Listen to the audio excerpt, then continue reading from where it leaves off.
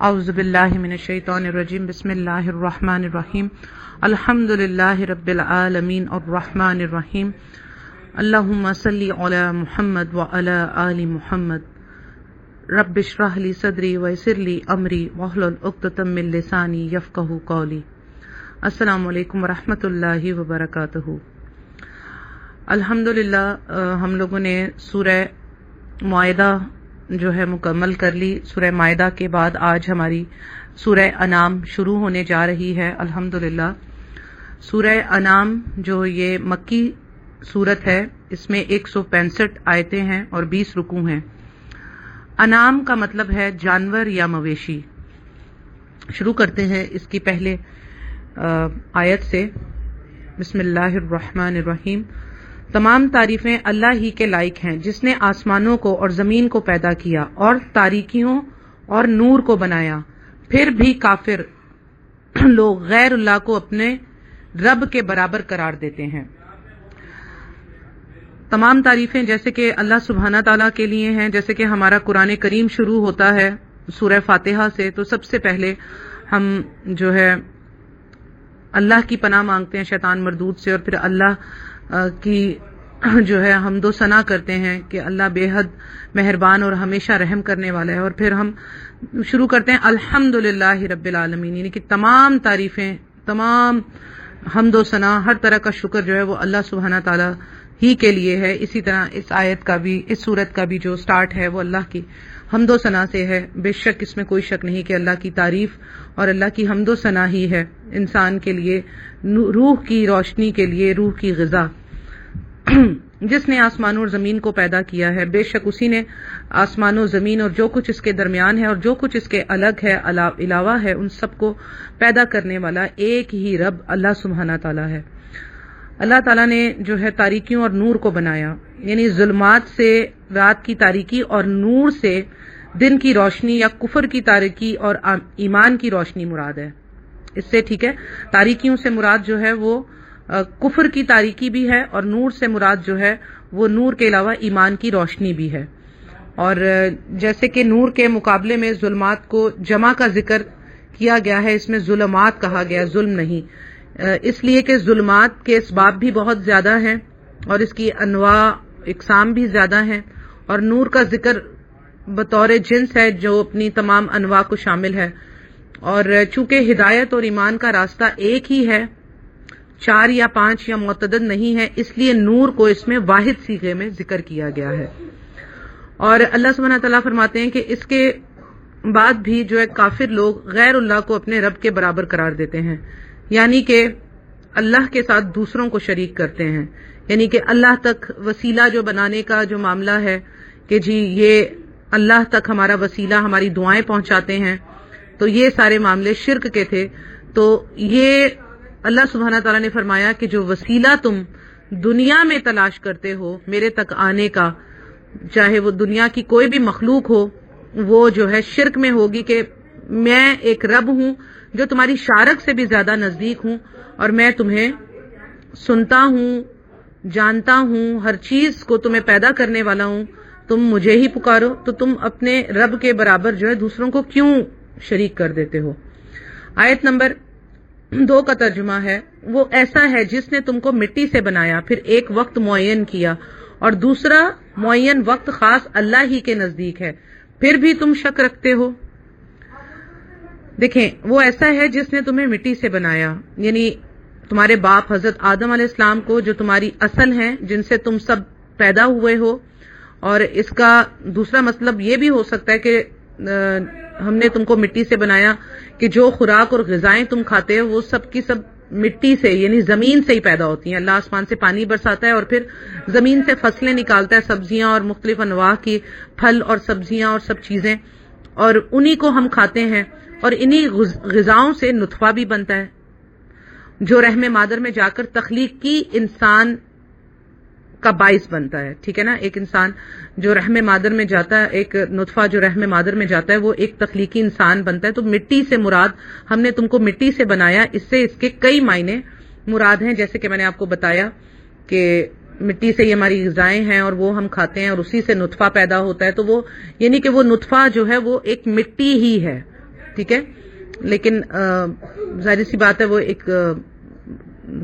دوسری فارم میں دوسری شکل میں ہمیں نظر آتا ہے، لیکن اس کی جو تخلیق ہے وہ اصل میں مٹی ہی ہے، تو اس لحاظ سے ہماری پیدائش مٹی ہی ہوئی۔ اسی آیت میں اللہ نے فرمایا اور پھر ایک وقت معین ہے، یعنی کہ موت کا وقت معین ہے، اور پھر اللہ تعالیٰ نے اسی آیت میں فرمایا اور دوسرا معین وقت خاص اللہ ہی کے نزدیک ہے۔ اس سے کیا مراد؟ یعنی آخرت کا وقت، اس کا علم صرف اللہ ہی کو ہے کہ کس کی موت کس وقت ہے۔ گویا پہلی اجل سے مراد پیدائش سے لے کر موت تک انسان کی عمر ہے، اور دوسرا یہ جو معاملہ یہاں ذکر کیا جا رہا ہے اور دوسرا معین وقت خاص اللہ ہی کے نزدیک ہے، اس سے مراد یہ ہے کہ انسان کی موت سے لے کر وقوع قیامت تک دنیا کی کل عمر ہے، جس کے بعد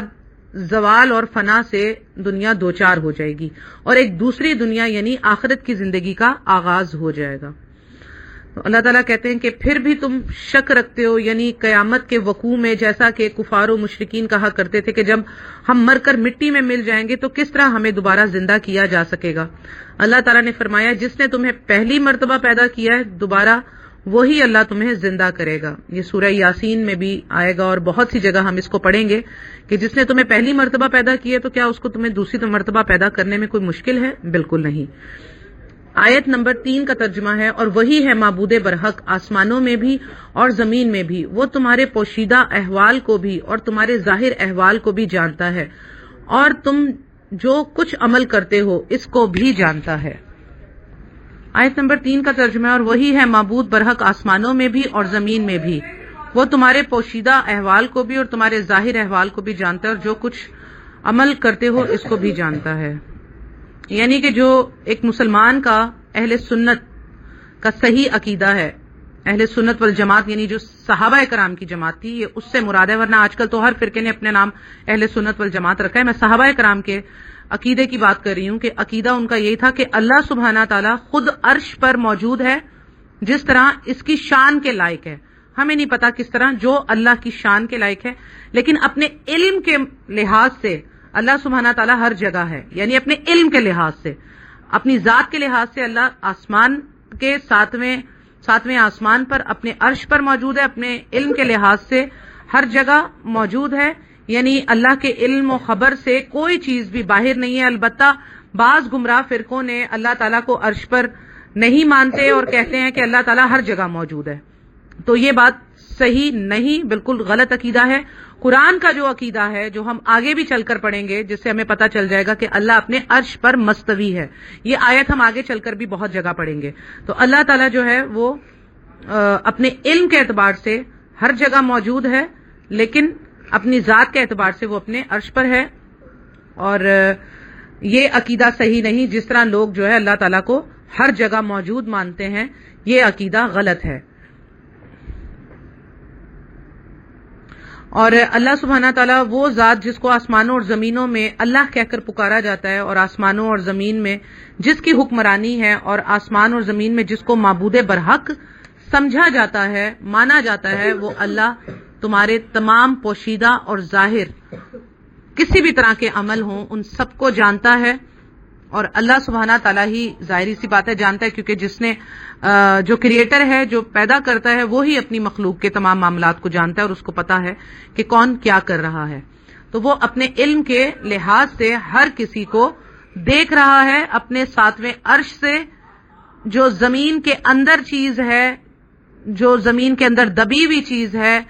وہ سب کو اپنے علم، اس کے علم کے اندر ہے، وہ ہر چیز اس کے علم نے گھیر رکھا ہے ہر چیز کو۔ جیسے کہ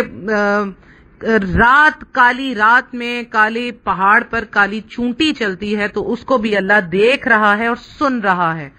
اور اس کے رزق کا انتظام بھی کر رہا ہے۔ آیت نمبر 4 کا ترجمہ ہے اور ان کے پاس کوئی نشانی بھی ان کے رب کی نشانیوں میں سے نہیں آتی مگر وہ اس سے اعراض ہی کرتے ہیں۔ مطلب کہ ان کے پاس، یعنی کفار کا معاملہ یہاں پر ذکر ہے، جو کفر کرتے ہیں اللہ کی کتاب سے اور اللہ کی نشانیوں سے، ان کے پاس کوئی بھی نشانی اللہ کی طرف سے آتی ہے تو وہ اس سے اعراض کرتے ہیں اور ان کا کوئی کام نہیں ہے، یعنی کہ ان کے کفر کی وجہ سے، انکار کی وجہ سے ان کے دلوں پر ایسی سیاہی چڑھ چکی ہے کہ وہ اس کا جو ہے وہ اقرار نہیں کرتے، اللہ کی نشانیوں کو نہیں مانتے۔ آیت نمبر 5 کا ترجمہ ہے، انہوں نے اس سچی کتاب کو بھی جھٹلایا جبکہ وہ ان کے پاس پہنچی، سو جلدی ہی ان کو خبر مل جائے گی اس چیز کی جس کے ساتھ یہ لوگ استہزاء کیا کرتے تھے۔ اللہ سبحانہ تعالیٰ نے یہاں پر یہ ذکر کر دیا کہ انہوں نے سچی کتاب کو بھی جھٹلا دیا، یعنی کہ سچی کتاب کو بھی جھٹلا دیا، یعنی قرآن کریم کو بھی انہوں نے جھٹلا دیا، اور ان کے پاس جو پہنچی، یعنی کہ جو ان کے پاس کتابیں پہنچی، پہلی آسمانی کتابیں جو پہنچی، توریت، زبور، انجیل، ان کا بھی انکار کرتے، تو اسی روش میں انہوں نے قرآن کو بھی جھٹلا دیا، سو جلدی ہی ان کو ان کی خبر مل جائے گی۔ تو اللہ تعالیٰ نے فرما دیا کہ اس چیز کی خبر ان کو جلدی ہی مل جائے گی جس کا وہ مذاق اڑاتے ہیں، جس کی وہ تالیاں بجاتے ہیں، جس کے اوپر سیٹیاں بجاتے ہیں جب قرآن پڑھا جاتا ہے، تو اس طرح کی حرکتیں کرتے ہیں، مذاق اڑانے کی حرکتیں کرتے ہیں، تو ان کو جلد ہی اس کا پتہ بھی چل جائے گا کہ یہ کس چیز سے مذاق کر رہے ہیں۔ آیت نمبر 6 کا ترجمہ ہے، کیا انہوں نے نہیں دیکھا کہ ہم نے ان سے پہلے کتنی جماعتوں کو ہلاک کر چکے ہیں جن کو ہم نے دنیا میں ایسی قوت دی تھی کہ تم کو وہ قوت نہیں دی، اور ہم نے ان پر خوب بارشیں برسائیں، اور ہم نے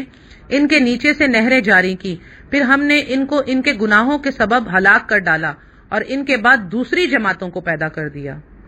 یہاں مراد ہے اللہ سبحانہ تعالیٰ کی کہ اللہ جب گناہوں کی پاداش میں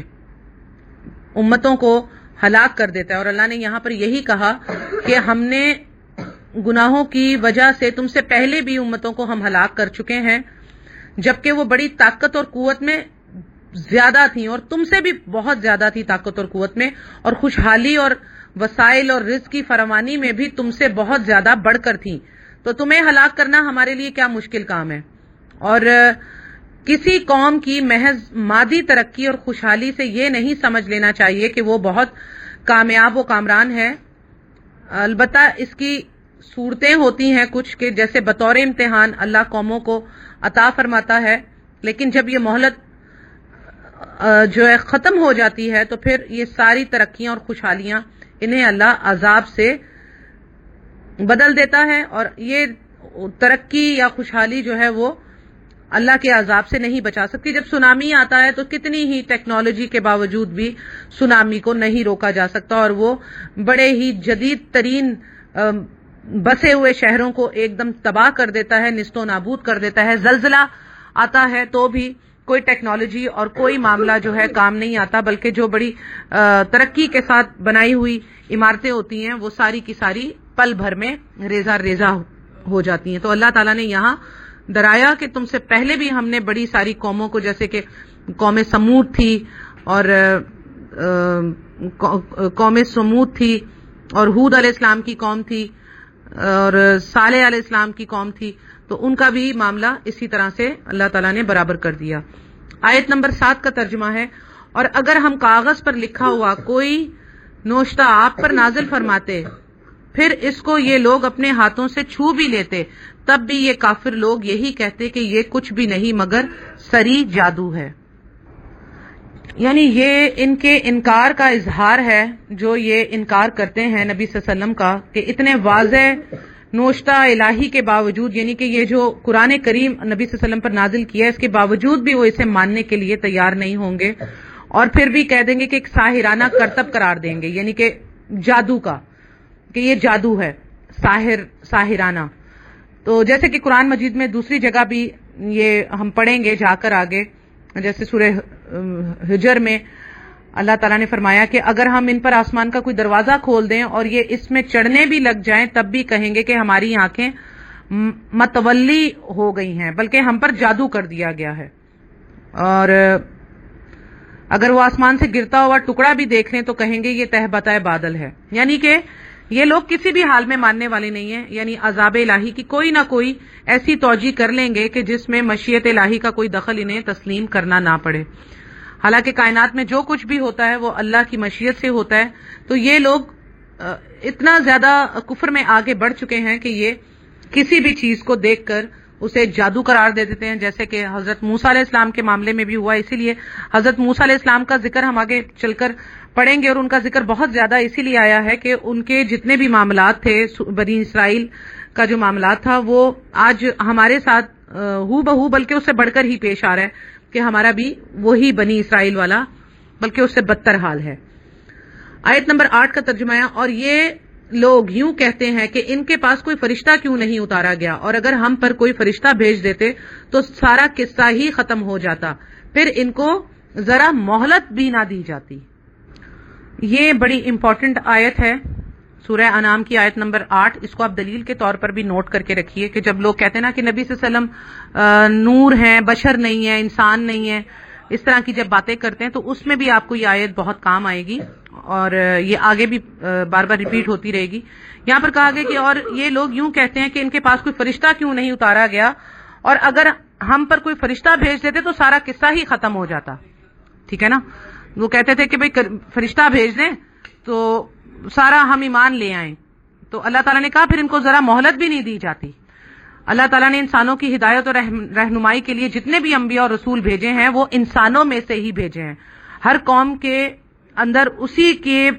قوم کے بندے کو اللہ تعالیٰ نے چن کر رسالت سے نوازا تاکہ وہ ان میں جو پیدا ہوا جانتے بوجھتے تھے, اس کو جانتے تھے, تو وہ انسانوں میں سے ہی ہوتے تھے. اس لیے اس کے بغیر کوئی رسول فریضہ تبلیغ و دعوت ادا کر ہی نہیں سکتا تھا. اور اگر فرشتوں کو اللہ تعالیٰ رسول بنا کر بھیجتا تو اس سے کیا معاملہ ہوتا کہ ایک تو وہ انسان کے ساتھ گفتگو نہیں کر پاتے انسانوں کی زبان میں, ظاہری سی بات ہے, اور دوسرے وہ انسانی جذبات سے عاری ہوتے, یعنی کہ انہیں بھوک نہیں لگتی, نیند نہ آتی, یا ان کی تکلیف میں کیا ہوتا ہے, معاشی حالات کا کیا معاملہ ہے, بیوی بچوں کے دکھ کیا ہیں, کیا مسئلے ہیں, تو وہ ان جذبات سے بھی خالی ہوتے. تو اس وجہ سے انسان سے مختلف ہونے کی کیفیات جو ہیں وہ فرشتوں کی الگ کیفیات ہیں اور انسانوں کے جذبات کی الگ کیفیات ہے, تو وہ قاصر رہتے. تو ایسی صورت میں ہدایت اور رہنمائی کا فریضہ کس طرح انجام دے سکتے تھے؟ اس لیے اللہ تعالیٰ کا انسانوں پر بہت بڑا احسان ہے کہ اللہ تعالیٰ نے انسانوں ہی کو نبی اور رسول بنایا. چنانچہ اللہ تعالیٰ نے بھی اسے بطور احسان ہی قرآن میں ذکر فرمایا ہے. آل عمران میں ہم پڑھ کر آ چکے ہیں کہ اللہ تعالیٰ نے مومنوں پر احسان فرمایا جبکہ انہی کی جانوں میں سے ایک شخص کو رسول بنا کر بھیجا. سورہ آل عمران کی آیت نمبر 164 ہے جس کو ہم پڑھ کر آ چکے ہیں. تو اللہ تعالیٰ نے یہی فرمایا کہ ہم نے یہ احسان کیا کہ تم ہی میں سے تمہارے رسول بنا کر بھیجیں, یعنی انسانوں میں سے ہی. تو لیکن کیا تھا کہ پیغمبروں کی بشریت کافروں کے لیے حیرت کا باعث بنی رہتی تھی. وہ کہتے تھے, جو کافر ہوتے تھے وہ کہتے تھے کہ بھئی کس طرح ایک انسان جو ہے وہ کیسے رسول ہو سکتا ہے. تو وہ انسان ہونے کا انکار تو نہیں کرتے تھے, البتہ رسالت کا انکار کر دیتے تھے. اب کیا ہوتا تھا کہ جیسا آج کل کے اہل بدعت بھی یہی سمجھتے ہیں کہ جی نبی صلی اللہ علیہ وسلم نور ہیں, گویا بشر نہیں ہیں. تو اہل کفر و شرک رسولوں کی بشریت کا انکار تو نہیں کر سکتے تھے, یعنی مشرکین مکہ, کیونکہ وہ رسولوں کے بشر ہونے کے گواہ تھے, کیونکہ رسول انہی کے خاندان کے اور انہی میں سے پیدا, انہی کے سامنے پیدا ہوتے تھے. تو وہ انسان ہونے کا تو انکار نہیں کرتے تھے, لیکن وہ کیا کرتے تھے, رسالت کا انکار کر دیتے تھے. جبکہ آج کل کے اہل شرک اور اہل بدعت جو ہیں وہ رسالت کا انکار تو نہیں کرتے لیکن بشریت کا انکار کر دیتے ہیں. سمجھ آ گئی آپ کو بات؟ پہلے جو مشرکین مکہ تھے وہ بشریت کا انکار تو نہیں کرتے تھے, رسول کو بشر ہی سمجھتے تھے, لیکن اس کے رسالت کا انکار کر دیتے تھے کہ یہ اللہ کا رسول نہیں ہے. لیکن آج کل کے جو مشرکین ہیں وہ کیا کرتے ہیں, وہ کہتے ہیں کہ رسول تو بالکل وہ ہمارے رسول ہیں لیکن وہ انسانوں میں سے نہیں تھے, بشر نہیں تھے. تو آج معاملہ الٹا ہو گیا کیونکہ شیطان ہر زمانے کے اعتبار سے انسانوں کو اسی طرح کی پٹیاں پڑھاتا ہے. تو آج شیطان نے جو ہے یہ پٹی پڑھائی کہ نبی صلی اللہ علیہ وسلم جو ہیں وہ نور تھے, وہ بشر نہیں تھے, انسان نہیں تھے. تو یہ آپ کے لیے ایک بہت بڑی دلیل آپ کو مل گئی ہے. تو اللہ تعالیٰ فرماتے ہیں اسی آیت میں, پھر ان کو مہلت نہ دی جاتی. اللہ تعالیٰ فرماتے ہیں کہ اگر ہم فرشتے کو بھیج دیتے نا اور پھر تم ان کو دیکھ کر بھی انکار کرتے تو پھر ہم تمہیں مہلت نہ دیتے, تم پر ایسا عذاب نازل کرتے کہ جس کو تم چکھ کر مزے میں آ جاتے. پھر تمہیں کوئی مہلت نہ ملتی, پھر تمہیں انکار کرنے پہ فوراً کے فوراً ہی نیست و نابود کر دیا جاتا ہے، جیسے کہ ابھی انکار کر کے بھی تم لوگ جو ہے وہ مزے سے بیٹھے ہوئے ہو۔ آیت نمبر 9 کا ترجمہ ہے، اور اگر ہم اس کو فرشتہ تجویز کرتے تو ہم اس کو آدمی ہی بناتے، اور ہمارے اس فعل سے پھر ان پر وہی اشکال ہوتا جو اب اشکال کر رہے ہیں۔ اب دیکھیں یہاں پر اللہ تعالیٰ نے آگے ان کی بات کو بھی بیان کر دیا کہ یہ کہتے ہیں نا کہ ہمارے پاس فرشتہ بھیج دیتے، تو اللہ تعالیٰ کہہ رہے ہیں کہ اگر ہم فرشتے ہی کو رسول بنا کر بھیجنے کا فیصلہ کرتے تو ظاہری سی بات ہے کہ وہ فرشتے کی اصلی شکل میں تو آ ہی نہیں سکتا تھا، کیونکہ اس طرح انسان فرشتے کو دیکھ کر جو ہے خوف زدہ ہو جاتے جو اپنی اصلی شکل میں فرشتہ آتا۔ تو اللہ تعالیٰ فرما رہے ہیں کہ اگر ہم چلو فرشتے کو بھی بھیج دیتے تو اصلی شکل میں تو اس کے نہیں بھیجتے، اس کو ایک انسان ہی بنا کر بھیجتے، تو